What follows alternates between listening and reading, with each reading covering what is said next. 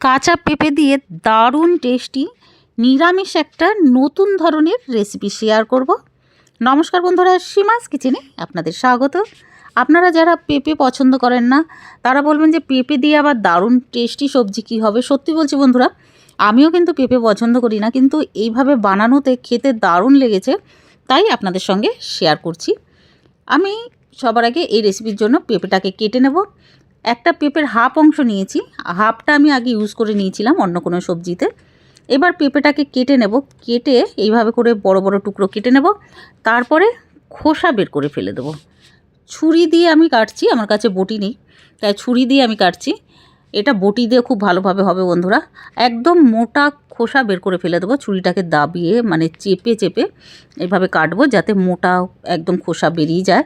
কারণ একটু যদি সবুজ ভাবটা থাকে তাহলে কিন্তু তেতো লাগবে কাঁচা পেঁপের খোসা, সেই জন্য বের করে ফেলে দিচ্ছি। এবার দেখুন বীজের অংশটা এইভাবে কেটে ফেলে দেবো যাতে একটুও বীজ না থাকে। বীজটাও কিন্তু খুব বাজে লাগে মুখে পড়লে রান্নার পরে। এবার ছুরি দিয়ে আমি খুঁচিয়ে খুঁচিয়ে বের করে ফেলে দেবো যাতে একটু বীজের কোনো কিছু না থাকে। আমি এটাকেও দেখুন দেখাচ্ছি, ছুরি দিয়ে এইভাবে কুচিয়ে কুচিয়ে করে নেব যাতে একটু বীজ না থাকে। এবার কেটে নেব, ডুমো ডুমো করে কেটে নেব, এরকম পিস করে কেটে নেব সব পেঁপেগুলোকে। সব পেঁপেগুলো কাটা হয়ে গেলে একটা পাত্রের মধ্যে তুলে নেব। এবার এইরকম করে কেটেছি দেখুন। এবার কড়াইয়ের মধ্যে ভেজিটেবল তেল দিয়ে দেবো। আমি রাইস ব্র্যান্ড তেলটা ইউজ করি, সয়াবিন তেল না, তা সেটাই দিয়েছি। দিয়ে তেলটা গরম হয়ে গেলেই এই কেটে রাখা পেঁপেগুলোকে দিয়ে দেবো, ভাজবো মিডিয়াম ফ্লেমে। এটা সম্পূর্ণ নতুন ধরনের রেসিপিটা বন্ধুরা, বাড়িতে বানিয়ে ফেলবেন একদিন, খেতে দারুণ লাগবে। এবার মিডিয়াম ফ্লেমে ভাজবো পেঁপেটাকে। পেঁপেটা ভাজা হোক ততক্ষণ একটা মশলা বানিয়ে ফেলি। আমি নিয়েছি একটা টমেটো, আদা নিয়েছি হাফ ইঞ্চের চাইতে কম, আর 4টে কাঁচা লঙ্কা আর 1 চামচ সাদা তিল গ্রাইন্ডিং জারের মধ্যে দিয়ে এই একটু জল দিয়ে পেস্ট বানিয়ে নেব। 1 চামচ মতন জল দিয়েছি, এটা পেস্ট বানিয়ে নেব। এবার এদিকে দেখি ভাজাটা কত দূর হয়েছে। দেখুন এরকম কালারটা চেঞ্জ হয়ে যাবে ভাজতে ভাজতে, বেশ আরও কিছুক্ষণ ভাজতে হবে। মিডিয়াম ফ্লেমে বারে বারে নেড়ে চেড়ে ভাজতে হবে। নিরামিষ দিনে যেমন রাত্রিবেলায় মনে হয় রুটির সঙ্গে কি বানাবো, আর আজকে আমি বন্ধুরা ভেবেছি আজকে পনির বানাবো না, পনিরটাও ছিল, আমি বলি ওই রকম করে বানাবো, পনিরের মতন করেই। ভাজা হয়ে গেছে দেখুন, এইরকম ভাজাটা হয়েছে, এবার তুলে নিয়েছি। এবার ওই তেলের মধ্যেই এই আদা কাঁচা লঙ্কা টমেটো বাটাটা দিয়ে দেবো, আর তিল ছিল 1 চামচ। এবার মিডিয়াম ফ্লেমে ভালোভাবে ভাজবো, মানে কষাবো মশলাটাকে। আঁচটা আমি একটু করে দিলাম, প্রথমে কম ছিল, এবার মিডিয়ামে করে দিয়েছিলাম গ্যাসের ফ্লেমটা। দিয়েছি হলদি পাউডার, ধনে পাউডার, আর দিয়ে দেবো জিরে পাউডার, ছোটো চামচে 1 চামচ করে সব দিয়েছি।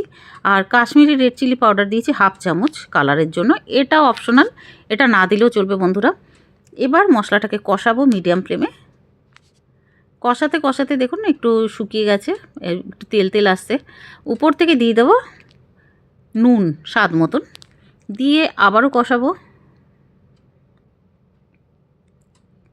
এবার ভালোভাবে কষানো হয়ে যাওয়ার পরে দেখুন খুব ভালো করে কষাচ্ছি। এবার ওই ইয়েগুলো দিয়ে দেবো, ভেজে রাখা পেঁপেগুলো।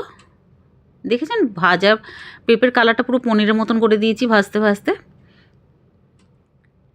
এবার এটাকে কষাবো মশলার সঙ্গে পনিরটাকে। ঢাকনাটা লাগিয়ে দেবো লো ফ্লেমে 2 থেকে 3 মিনিটের জন্য। 3 মিনিট পরে ঢাকনাটা সরিয়েছি, দিয়ে দেবো একটু গরম মশলা পাউডার, এটা মার্কেটের কেনা গরম মশলা পাউডার। দিয়ে আবারও কষাবো মশলার সঙ্গে পেঁপেটাকে, বেশ অনেকক্ষণই কষাবো। 4 থেকে 5 মিনিট আমি বারে বারে নাড়বো এইভাবে, তাহলে টেস্ট কিন্তু ভালো হবে বন্ধুরা।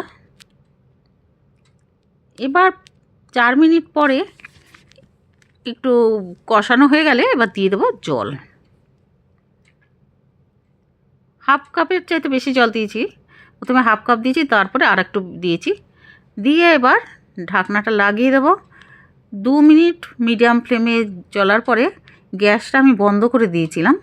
এবার 2 মিনিট পরে ঢাকনাটা সরিয়ে ধনেপাতা দিয়ে দেবো, দিয়ে এবার একটু নাড়িয়ে